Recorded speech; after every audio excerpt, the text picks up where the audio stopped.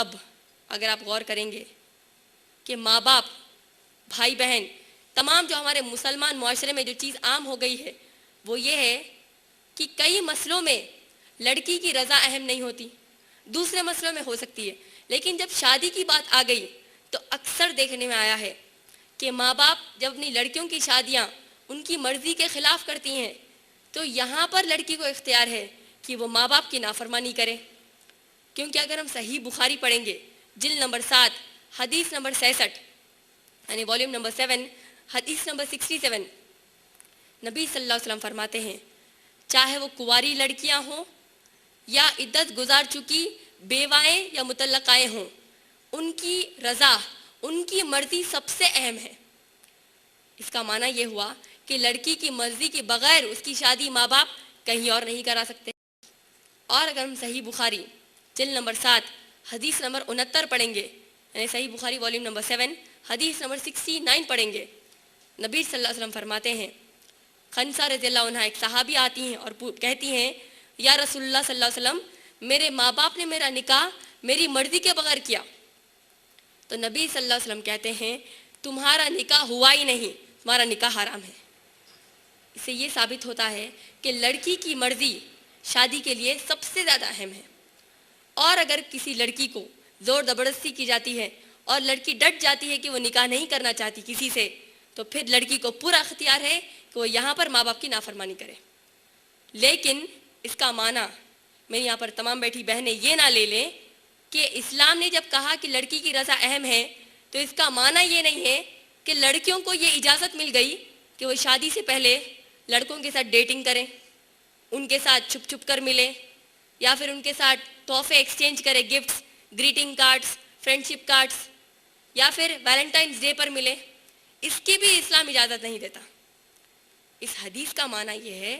کہ جب لڑکی کی رضا کو اہم کہا گیا، اہمیت دی گئی، اس کا معنی یہ ہے کہ جب کسی گھر میں رشتہ آتا ہے تو ماں باپ کو چاہیے کہ وہ رشتہ لڑکی کو پیش کرے،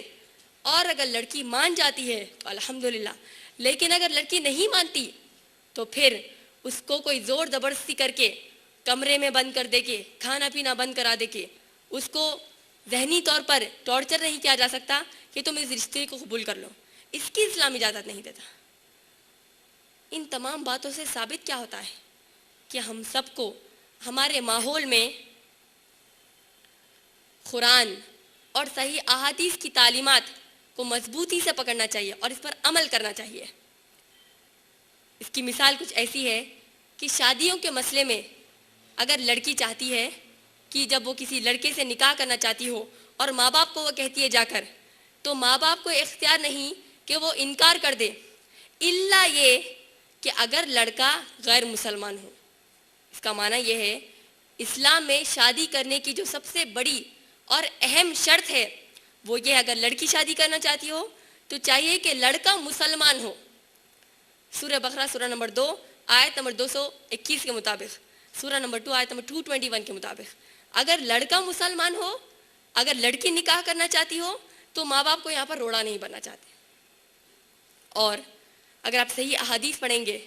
نبی صلی اللہ علیہ وسلم نے فرمایا کہ لڑکیوں کو چاہیے کہ وہ لڑکوں میں دینداری کو افضل سمجھے،